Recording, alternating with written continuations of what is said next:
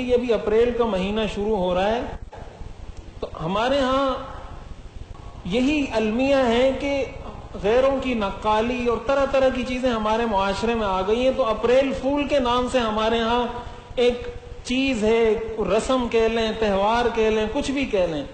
مطلب یہ ہوتا ہے کہ 1 اپریل کو کوئی بھی شخص کسی کو بھی فون کر کے کوئی بھی خبر دے دے گا جھوٹی، یا اس کو کہہ دے گا آپ کے بھائی کا ایکسیڈنٹ ہو گیا ہے، یا آپ اس کو کہہ دے گا کہ تمہاری بائک چوری ہو گئی، یہ کوئی بھی جھوٹی خبر اس کو دے دے گا،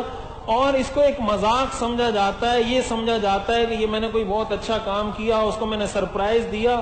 تو یہ بات یاد رکھیں کہ اس طریقے سے کسی کو جھوٹی خبر دینا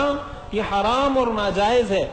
لوگ کہتے ہیں ہم مذاق میں بولتے ہیں، حضور علیہ الصلوۃ والسلام نے فرمایا ویل للذی یحدث فیکذب لیضحک بہ القوم ویل لہ ویل لہ، 3 مرتبہ آپ نے فرمایا تباہی اور بربادی ہو اس شخص کے لیے جو بات کرے تو جھوٹ بولے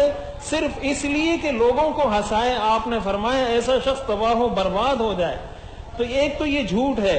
دوسرے نمبر پر کسی مسلمان کو تکلیف دینا یہ حرام ہے، ایذائے مسلم ہے۔ آپ جب کسی انسان کو جھوٹی خبر دیتے ہیں کہ اس کا انتقال ہو گیا، فلاں کام ہو گیا، حالانکہ وہ خبر جھوٹی ہے، آپ نے اس کو تکلیف دی، یہ تکلیف پہنچانا یہ حرام ہے۔